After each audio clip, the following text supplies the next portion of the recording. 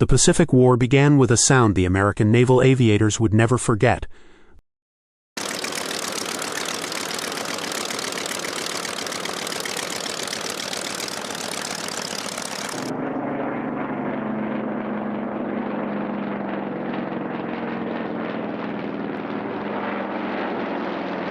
The high-pitched whine of the Mitsubishi A6M0 diving out of the sun. In late 1941 and early 1942, the Zero was more than an airplane. It was a legend. It was a myth of invincibility, a weapon that seemed to defy physics, slicing through the sky with unmatched grace and maneuverability. Wherever it appeared, over Malaya, Hong Kong, the Philippines, Java, the East Indies, it left behind burning airfields, shattered fighter squadrons, and stunned American pilots who could scarcely comprehend what they had just faced. For a time, it truly seemed as if Japan owned the sky. The Zero had been created by a system of naval aviation training so demanding that only a few hundred pilots ever succeeded. Those who did were artists of aerial combat, masters of energy management, and disciples of a doctrine built on extreme maneuverability, precision flying, and years of disciplined formation training. By the time war broke out, many of Japan's top naval aviators had flown together for hundreds of hours. They knew each other's reactions, tendencies, strengths, and weaknesses. Their cohesion was so refined that American pilots often described fighting them as battling a single organism with many arms and eyes. During these early months, the Zero achieved kill ratios as high as 12-1. Outnumbered American units flying outdated P-40s, F4F Wildcats, and Brewster Buffaloes could not match the Zero in a turning fight. Pilots returning from missions described dogfights in which they never even saw the enemy aircraft that killed them. Ground crews at Wake Island and Rabaul watched helplessly as Japanese formations carved through their defenses. At the Battle of the Coral Sea, even the U.S. Navy's best fighter pilots admitted that the Zero could simply do things their aircraft could not. It climbed faster, turned tighter, and could remain airborne for distances that American pilots found incredible. By mid-1942, the Zero had become a psychological weapon. American airmen whispered its name with resignation. Pilots in the Philippines joked grimly that the only way to beat a Zero was to pray for engine failure. Others swore they saw Zeros perform maneuvers that seemed impossible, rolling with perfect balance, climbing vertically as if pulled by invisible strings. Reports circulated through American intelligence channels describing the aircraft as supermaneuverable, impossibly light, unarmored, and impossibly dangerous. The myth grew with every encounter. Japan, confident in early victories, began to believe its own propaganda. One pilot wrote in his diary that the Americans fly machines that are too heavy, too clumsy, and too slow. Another mocked the U.S. Navy for fielding fighters more suited for training than combat. This arrogance seeped into Japanese strategic thinking. The Zero had proven itself, and so Japan believed it could not be matched. Everything changed in June 1942. The Battle of Midway was the first crack in the facade of Japanese invincibility. Although the Zero continued to perform well, the loss of Japan's 4 frontline carriers and many of its elite air crews delivered a blow from which Japanese naval aviation would never fully recover. American intelligence also recovered something else, a nearly intact Zero that crash-landed on a Kuten island in the Aleutians. When engineers rebuilt and tested it, they discovered exactly what they had suspected. The Zero was fast, agile, and lethal, but also fragile, lightly built, and lacking the structural strength of American aircraft. It had no armor. Its fuel tanks were unprotected. A single burst of .50 caliber fire could tear it apart. And so, the United States made a decision. It would build a fighter specifically designed not just to counter the Zero, but to kill it.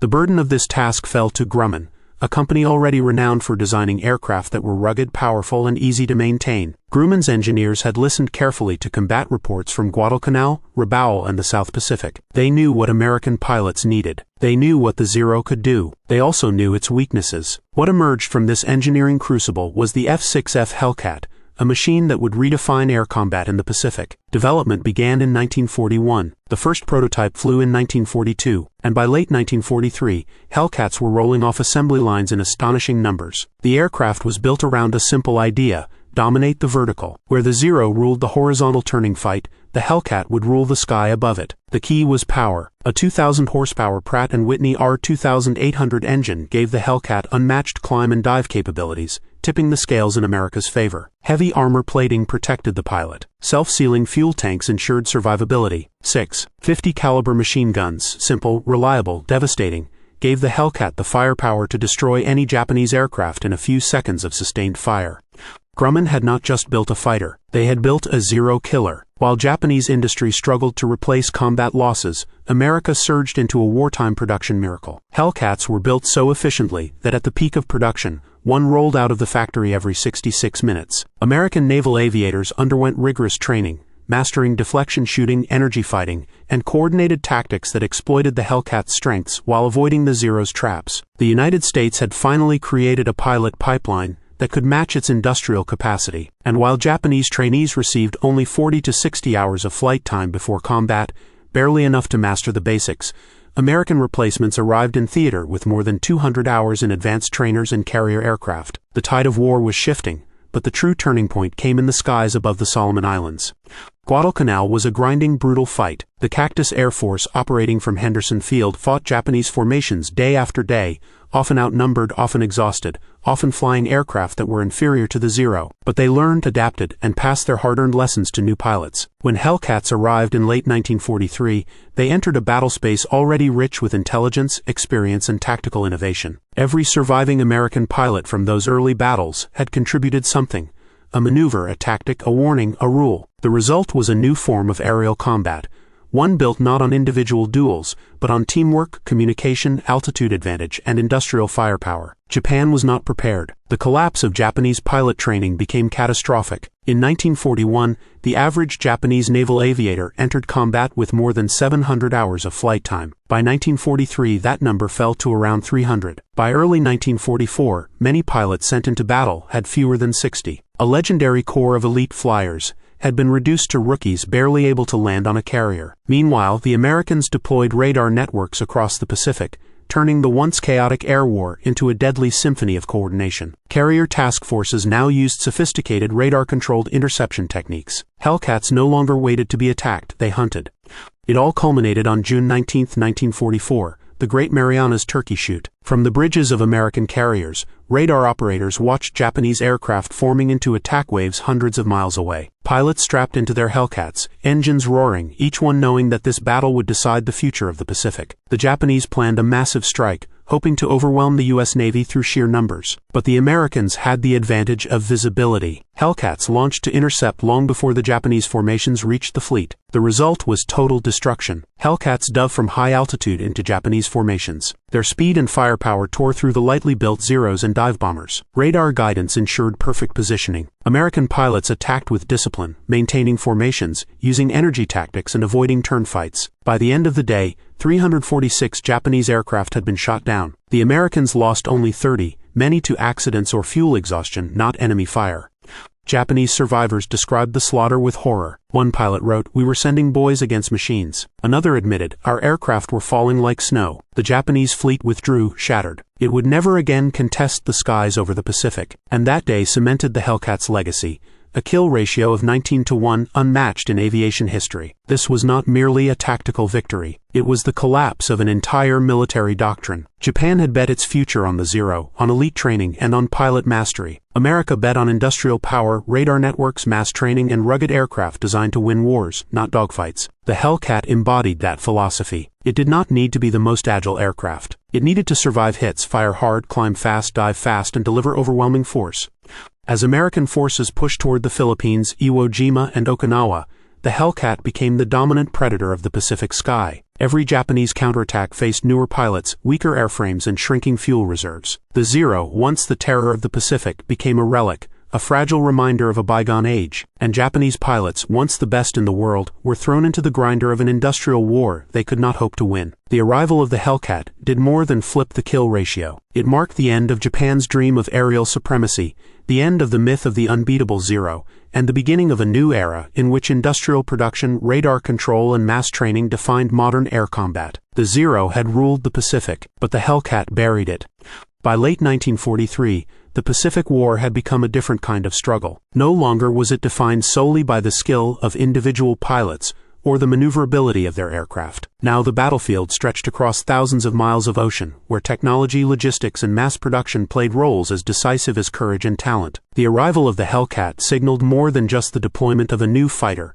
It marked the emergence of a new American strategy for total air supremacy. The United States was preparing to break Japan's aerial power not by outdueling it, but by overwhelming it. On the island of Bougainville, American radar stations stood like silent sentinels, scanning the skies for Japanese formations that once roamed with impunity. Pilots no longer launched blindly or relied solely on the instincts of veteran flyers. Instead, they received precise vectors, altitude instructions, and timing commands from radar controllers who could see the enemy long before visual contact. Hellcat squadrons took to the air already positioned at altitude advantage, ready to dive upon incoming attackers who had no idea they were being hunted.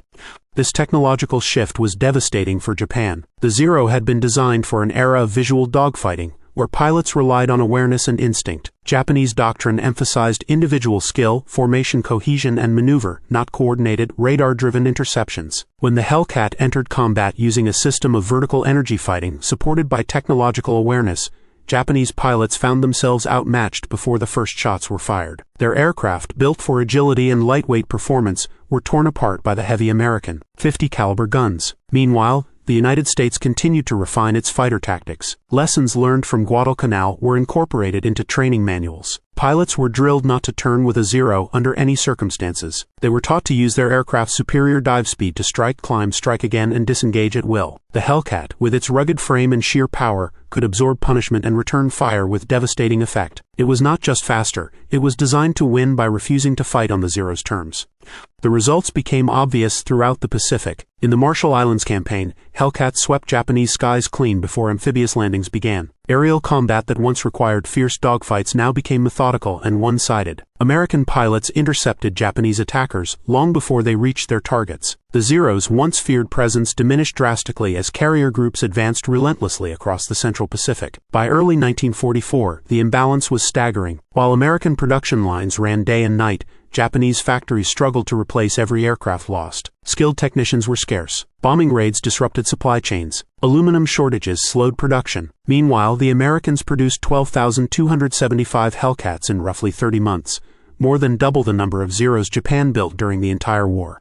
But the most devastating collapse occurred in pilot training. Early in the war, Japanese aviators underwent years of rigorous instruction, including advanced tactics, carrier landings, and formation discipline. This system produced some of the most skilled pilots ever to fly in combat. However, when Japan began suffering heavy casualties at Midway, Guadalcanal, and the Solomon Islands, the loss of these elite airmen crippled their aviation arm. Japan attempted to replace them quickly, but the training pipeline had never been designed for mass production. New pilots often arrived in combat with 60, 40, or even fewer hours of flight time, barely enough to take off and land safely, let alone fight against experienced American squadrons flying superior aircraft. American pilots noticed the change immediately. Dogfights that once lasted minutes now ended in seconds. Japanese formations arrived in disarray, inexperienced pilots failing to maintain altitude, spacing, or awareness. Many were shot down before they ever saw the enemy. This was not the war Japan had expected. The United States, meanwhile, expanded its training infrastructure beyond anything Japan could match. Pilots rotated through multiple stateside airfields before deployment, mastering deflection shooting, energy management, emergency procedures, and instrument flying. They trained under high G loads, practiced coordinated attacks, and simulated dogfights against Mach Zero tactics. By the time they boarded carriers or air bases in the Pacific, American aviators were not only confident, they were industrially engineered products of the world's most advanced wartime training system. The difference between the two air forces widened with every month. For every elite Japanese pilot killed, an irreplaceable asset was lost. For every American loss, a highly trained replacement waited, backed by an entire logistical system ready to maintain aircraft, deliver fuel, supply ammunition, and repair engines. The Pacific sky had become a battlefield defined by optimization, not improvisation. When the U.S. Navy prepared for the assault on the Marianas, it deployed the largest carrier force the world had ever seen. 11 fleet carriers, 8 light carriers, and more than 900 Hellcats stood ready to engage. Their mission was simple: break Japan's air power once and for all. The Japanese response was Operation Ago, a desperate attempt to crush the American advance with the full remaining strength of their carrier forces, land-based aircraft, and surviving pilots. From the moment the Japanese carriers launched their first waves, the battle was doomed. Radar operators aboard American ships detected the incoming formations at distances Japanese pilots could hardly imagine. Hellcat squadrons scrambled immediately, climbing to intercept from positions of advantage. The Japanese attackers flew directly into a wall of disciplined, radar-guided American fighters. Hellcats descended upon the enemy in coordinated waves, diving with lethal accuracy, firing controlled bursts from their 6.50 caliber guns. Zeros and dive bombers disintegrated under the hail of machine gun fire. Engines burst into flame. Wings snapped off. Pilots bailed out into empty sky, stunned by the ferocity of the attack. Many never even saw the aircraft that killed them. In the chaos below, American anti-aircraft fire ripped apart any stragglers who slipped past the Hellcat screens. When Japanese aircraft finally reached the American fleet, they were too scattered, too depleted, and too inexperienced to strike effectively. Many jettisoned their bombs to escape, only to be cut down by Hellcats swarming in pursuit. By sundown, the Japanese losses were catastrophic. Carrier air groups were destroyed. The veteran cadre of naval aviators, those few who had survived since Pearl Harbor, were gone. The Japanese fleet limped away, its air arm shattered. American pilots, stunned by the scale of their victory, referred to the battle as the Great Marianas Turkey Shoot. And yet, the kill count represented more than just a tactical success. It marked the extinction of Japan's ability to wage a modern air war. Without skilled pilots, Japan's remaining aircraft became airborne targets. Without factories capable of mass production, the Zero could not be replaced in sustainable numbers. Without radar, Japan could not detect or react to American attacks in time. Without fuel, pilots could not train effectively. Without carriers, Japan could not project its air power across the Pacific. In contrast, the Hellcat was only growing stronger. Its presence dominated every major campaign as American forces advanced toward Japan. During the assault on the Philippines, Hellcats provided protective screens for the fleet, escorting bombers, intercepting kamikaze formations, and protecting landing forces. At Iwo Jima and Okinawa, they fought relentlessly, sweeping the skies clean day after day, targeting airfields and intercepting desperate Japanese sorties before they could reach American ships. The Zero, once respected and feared, became a symbol of a lost era. American pilots who had once dreaded its presence now approached it with deadly calm. One Hellcat pilot wrote in his logbook, "The Zero can't run, can't dive, can't climb, and can't take a hit. It turns well, but that's not enough anymore." Another aviator noted, "A well-trained Hellcat pilot can kill a Zero at will." Japan tried to innovate, introducing newer models like the A6M50, the Ki-84, and the N1K2. But these aircraft came too late and in too few numbers to matter. Most were flown by inexperienced pilots. Fuel shortages prevented proper training. Delays in manufacturing meant that high-performance Japanese fighters were often grounded for lack of spare parts. Against the relentless tide of American steel and logistics, they were little more than last-ditch attempts to delay the inevitable. By late 1944, the Hellcat reigned supreme across the Pacific. It was the dominant predator in an aerial ecosystem where the prey was collapsing into extinction. Yet the story of the Hellcat is not simply about technological superiority. It's about a shift in the very nature of warfare. Japan had placed its faith in craftsmanship, elite training, and mastery of maneuver. America bet everything on mass production, industrial coordination, radar networks, and systematic pilot training. The Pacific War proved which philosophy would define the future. By the time American forces reached Okinawa in 1945, Japanese aviation had been reduced to kamikaze attacks, desperate suicide missions flown by inexperienced pilots in obsolete aircraft. The Hellcat's job had shifted from air superiority to interception, swatting down kamikazes before they could reach the fleet. Even in this grim new phase of the war, the Hellcat excelled, protecting carriers and battleships from waves of incoming attackers. Though some kamikazes broke through, the kill ratios remained brutally lopsided. For Japan, the psychological toll was immense. Diaries recovered after the war paint a devastating picture. Young pilots wrote of being sent into battle knowing they stood no chance. Veteran instructors lamented the loss of their students, dispatched into combat with barely enough training to control their aircraft. Others described the horror of watching entire formations vanish in moments under American fire. The Zero had once inspired reverence. Now it inspired dread, not from the Americans but from the pilots forced to fly it. Japan's aviation command struggled with a truth it had never anticipated. The weapon that had dominated the early war was obsolete in a conflict shaped by industry, technology, and raw production capability. No amount of bravery could compensate for machinery that could no longer compete. And above it all, circling at altitude, the Hellcat continued its work, efficient, rugged, unstoppable. As 1945 loomed, the transformation of the Pacific skies was undeniable. What had begun as a war dominated by elite Japanese aviators flying the most feared fighter in Asia had become a one-sided struggle, defined by overwhelming American industrial strength. The Hellcat did not merely defeat the Zero. It erased the entire foundation upon which Japan had built its air power. The very structure of Japanese aviation, its training methods, its manufacturing philosophy, its tactical doctrine, had collapsed under the weight of a machine designed to do one thing: win at scale in every environment. From the Marianas to the Philippines, from Leyte Gulf to Okinawa, the Hellcat became the airborne symbol of American ascendancy. No other fighter in World War II would achieve such dominance over its primary opponent. The numbers were staggering, almost hard to comprehend. 5,223 enemy aircraft shot down in air-to-air combat in just 2 years, at the cost of only 270 Hellcats lost in dogfights. A kill ratio of 19-1, proof not only of the Hellcat's design but of everything that supported it: radar networks, pilot training, logistics, carrier groups, and maintenance crews.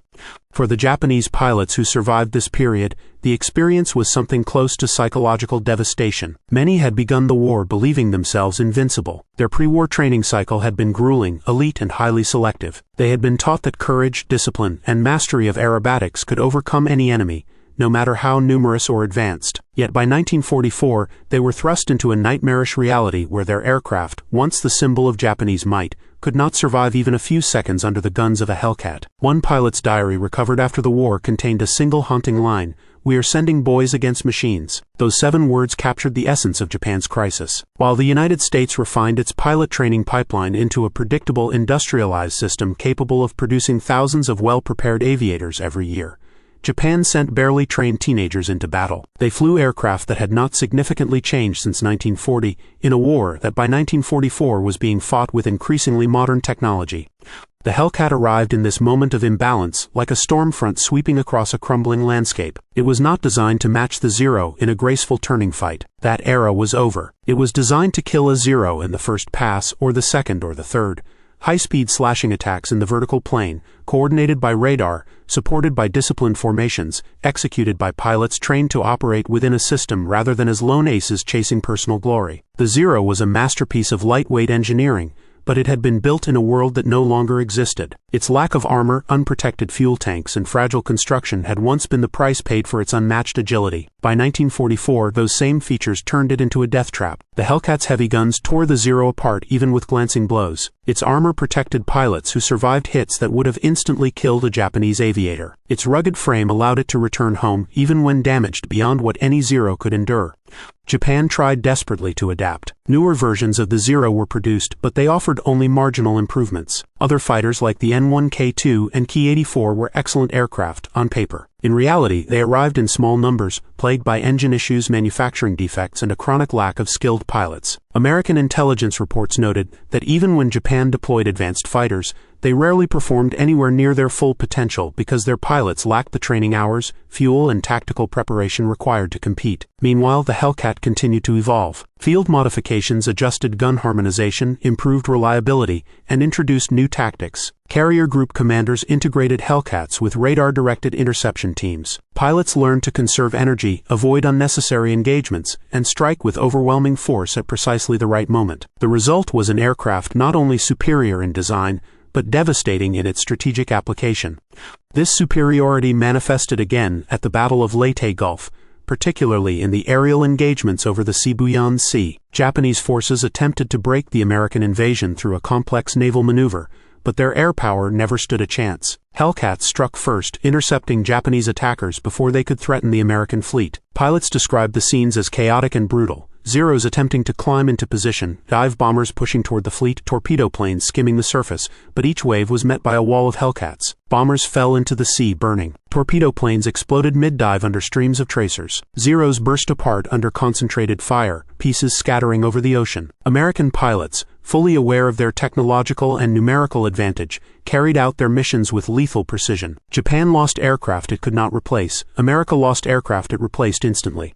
By the time the Allies began the assault on Iwo Jima in February 1945, Japanese air power was in collapse. The skies above the tiny volcanic island were dominated by Hellcats flying cover for the invasion fleet. The once elite Japanese air units on the home islands could only send out small, desperate formations. Many aircraft were piloted by trainees with barely 50 hours of experience. Others were kamikaze missions, grim attempts to inflict damage at the cost of certain death. The Hellcat met these attacks with continued efficiency. Radar detected incoming formations at long range. Fighter direction officers vectored Hellcats into position. Pilots intercepted suicide attackers before they could reach American ships. Although some kamikazes slipped through the defenses inevitable in such chaotic battles, the overarching trend remained unchanged. The Hellcat dominated the sky. Japan's aviation doctrine, once the pride of its imperial strategy, had been rendered obsolete. Its belief in maneuverability over protection, craftsmanship over mass production, and elite training over systemic efficiency, had collapsed in the face of a nation able to merge industrial might with tactical innovation. The Hellcat was the hammer of that system, delivering blow after blow until Japan's air power lay shattered. By the time the war approached its final months, the Zero had become a symbol not of victory but of sacrifice. Pilots who once dreamed of becoming aces now faced the grim reality that survival itself was unlikely. Even the most skilled Japanese aviators, those few who remained from the early war, faced opponents equipped with radar support, superior aircraft, and larger numbers. Their diaries often reflected a sense of inevitability, a recognition that courage alone could not alter the outcome. One veteran wrote, "The Americans fight like a swarm. They move with purpose. They climb where we cannot follow. They dive where we cannot survive." His words captured the essence of the strategic shift that had taken place. The Hellcat did not defeat the Zero simply by being a better machine. It defeated the Zero because it represented an entirely different vision of warfare, one defined by technology, discipline, coordination, and mass. When Japan finally surrendered in August 1945, the Hellcat stood as one of the war's most decisive weapons. It had transformed the Pacific from a battleground of evenly matched fighters into an arena where American air power reigned without challenge. It had ensured the survival of countless ships, protected invasion forces, and destroyed the backbone of Japanese naval aviation. Most importantly, it had demonstrated the overwhelming effectiveness of a war machine built on industrial capacity and scientific innovation. In the years that followed, historians would reflect on the Hellcat's role with a mixture of awe and respect. It was not the most beautiful fighter of the war, nor the fastest, nor the most technically advanced, but it was, without question, one of the deadliest. The F6F became a symbol of what America had become during the war. A nation capable of producing highly effective weapons in enormous quantity, supported by a deep network of logistics, training, and technological infrastructure. The Zero, meanwhile, became a symbol of a vanished era. Its graceful lines and unmatched agility had once seemed invincible. It had begun the war as a terror of the Pacific, feared by every Allied pilot who faced it. But the war's evolution had exposed its fatal flaws. The world had moved into a new age of aerial warfare, one in which speed, firepower, protection, and technology outweighed agility and tradition. And so, as the Pacific War closed and the world stepped into a new era, the narrative was clear. The Japanese Zero had ruled the early skies, but it was the Hellcat that finished the war in triumph. The final score told the truth with brutal clarity, 19-1. An entire doctrine erased, a generation of pilots lost, and in the sky above the Pacific, the Hellcat flew as the undisputed master of the air. This is the story of the day the Pacific changed forever, when a single fighter, and the industrial power behind it, flipped the kill ratio and ended the age of the Zero.